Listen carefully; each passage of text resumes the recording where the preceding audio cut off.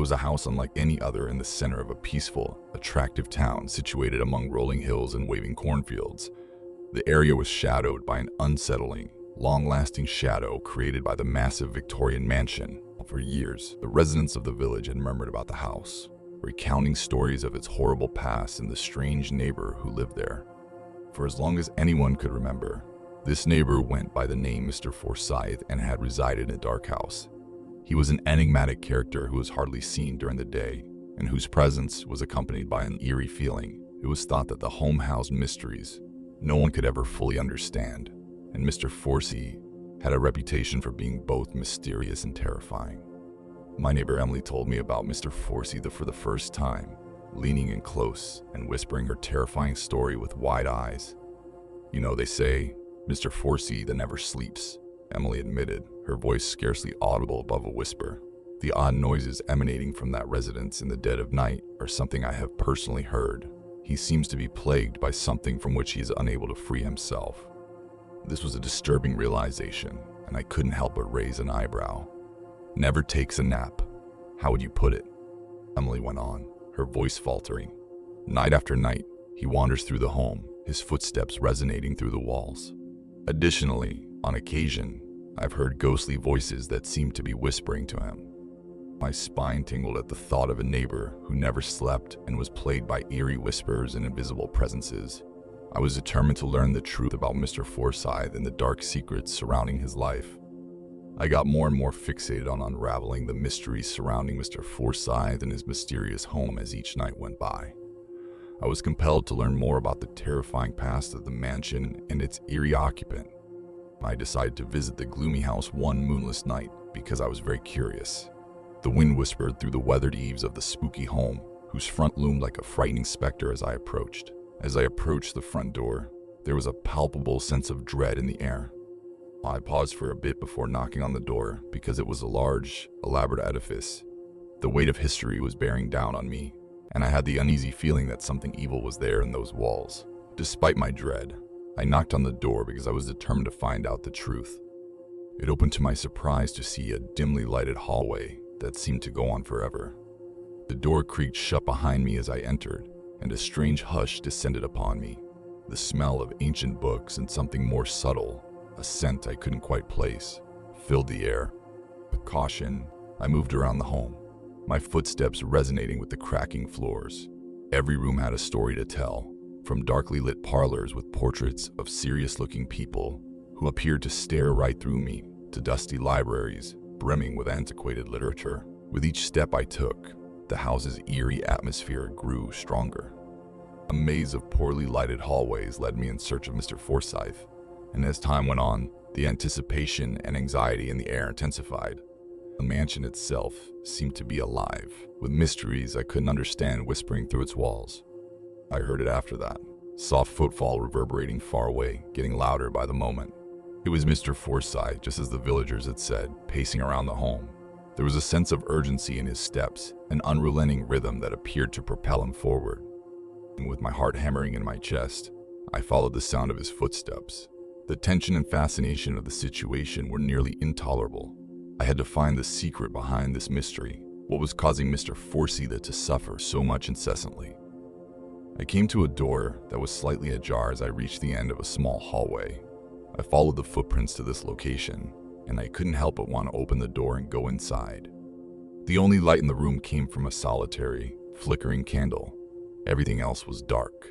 With his back to me, Mr. Forsyth occupied the center of the room, his silhouette standing out sharply against the dimness. His voice was barely audible as he murmured to himself, saying a string of unintelligible phrases that made my skin crawl.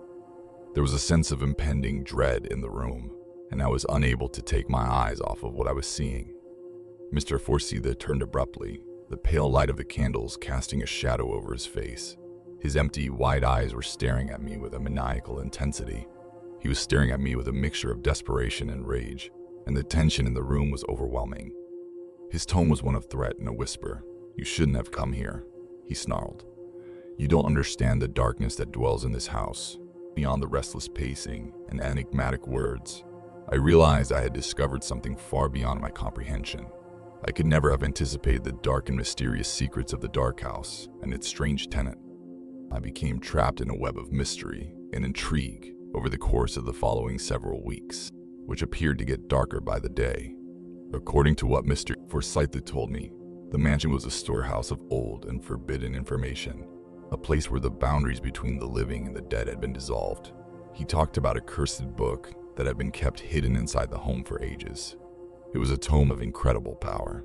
Mr. Forsyth was on the verge of going insane, but the book offered the key to understanding the mysteries of life and death. Verse, with Mr. Forsyth's voice resonating hauntingly in the dimly lighted room. The anticipation and tension in the air were relentless as he told his narrative. He talked about his unwavering pursuit of becoming an expert in the dark arts and using the knowledge that is forbidden in the cursed book. However, the book's power came at a horrible cost. It required the offering of a living soul, something Mr. Forsyth had not been able to provide. The footsteps and murmurs inside the home were the restless souls of people who had tried to exploit the book's power, but were destroyed by its evil influence. I was unable to look away from Mr. Forsyth's terrifying story. It was a tale of obsession and hopelessness, of a plunge into the unknown that imprisoned him behind the house's frightening walls. I had to make a decision as the days stretched into months, one that would decide Mr. Forsyth's destiny and reveal the dark house's terrible secrets. I could face the evil power that threatened to devour all in its path, or I might confront the cursed book and leave the house in the darkness behind. Eventually, I made the decision to confront the evil that had been haunting Mr. Forsyth for so long, as well as the cursed book and the dark. While the tension and mystery of the situation were unbearable, I was committed to finding the truth and ending the nightmare that had afflicted the gloomy house. The last encounter happened in the same room where Mr. Forsyth had told his terrifying story under a full moon. The tormented tome was in front of me, its pages teeming with eerie spells and unintelligible symbols. It was radiating a dark energy that I could feel, threatening to swallow me. An icy feeling of fear gripped me as I stretched out to pick up the book. The room's shadows took on a life of their own, swirling and combining to form a menacing shape. It was the evil force itself, a shadowy entity that tried to prevent me from succeeding. It was almost too much to endure the suspense and tension in the room as I squared off against the evil power. It was a conflict between the light and the dark, a struggle of courage and wills. I defeated the evil energy with one last determined effort and trapped the cursed book inside an old, protective barrier. The spirits of the restless souls finally found peace as the darkness that had plagued Mr. Forsyth in the dark home for so long was defeated. I knew that Mr. Forsyth had been set free from the spell that had imprisoned him as daylight broke, and that the eerie mysteries of the Black Mansion had finally been revealed. My life was profoundly altered by the journey's tension and involvement, and I faced the evil that had been hiding in the house. A monument to the mysteries of the unknown and the bravery to face the darkness that resides within each of us. The legend of the dark house and its shadowy neighbor would endure in the center of the town. And the terrifying warning that some secrets should stay hidden where they belong, in the shadows, came from the story of Mr. Forsyth in the cursed book.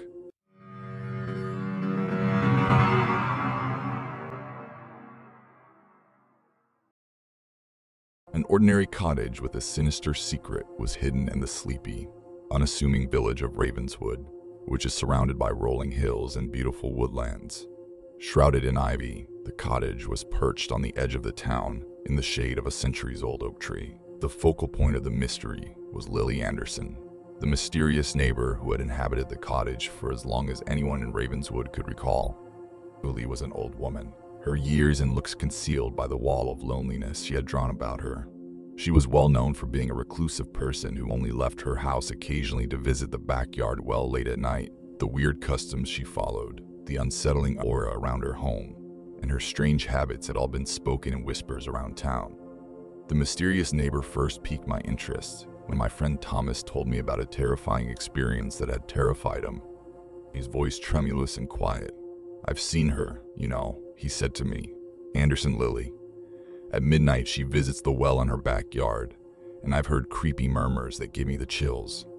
My interest was aroused, and I couldn't help but be drawn in by the seductive mystery that seemed to envelop Lily Anderson. I was drawn to finish the suspense, to uncover the secrets that surrounded her, to identify the whisper's origin and discover the truth. The mystery surrounding Lily Anderson began to dominate me as the days stretched into weeks. The atmosphere surrounding her home seemed to be growing more tense and suspenseful every day. The mystery piqued everyone's interest, and it was obvious that I wasn't the only one in the town. I chose to see Lily one night when there was no moon and no stars in the sky. My spine tingled at the very thought, but I knew I had to face the reality and learn the mysteries that had plagued Ravenswood for so long.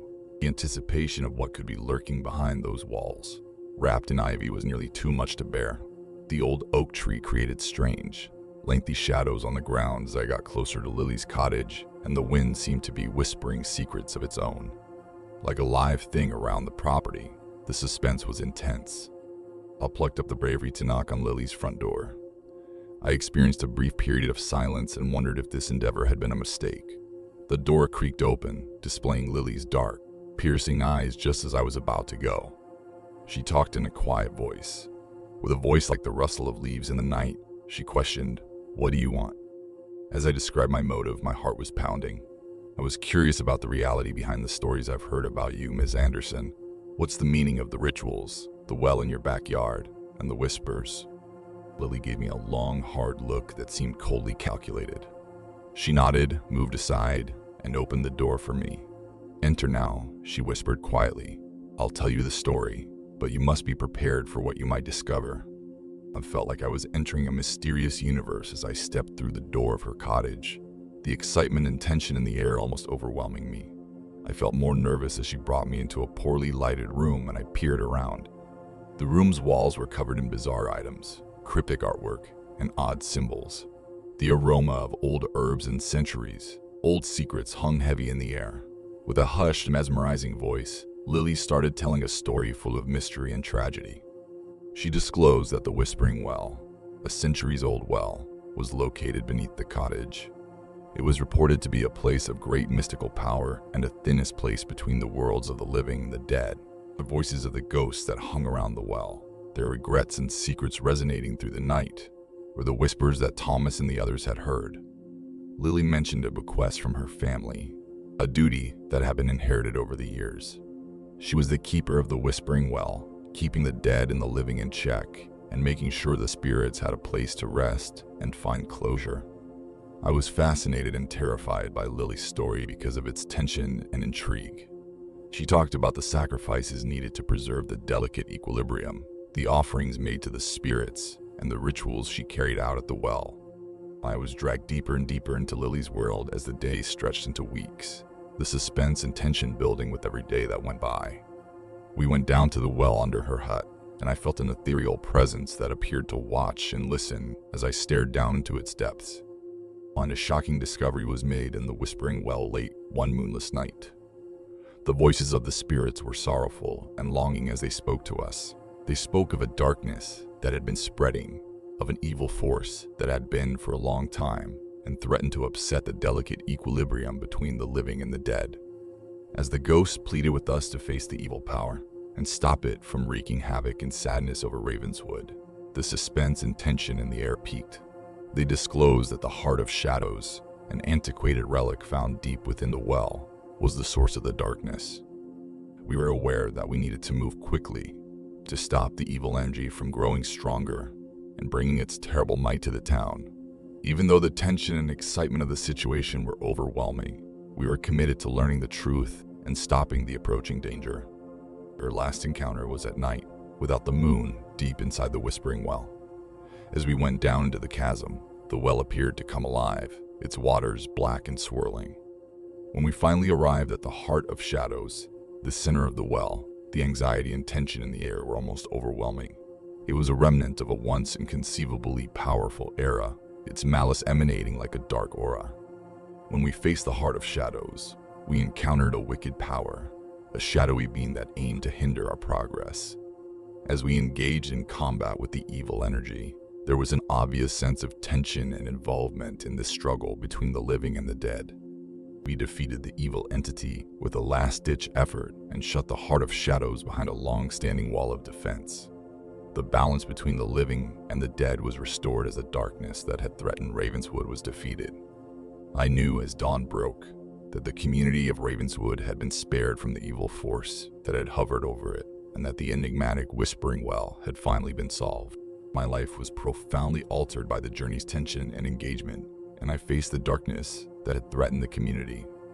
In the center of Ravenswood, the mythology surrounding Lily Anderson and the Whispering Well would endure as a tribute to the secrets of the unknown and the bravery required to face the evil that each of us carries within. Her terrifying story of the Whispering Well and the Heart of Shadows served as a sobering reminder that some secrets are better left unseen, deep under the surface.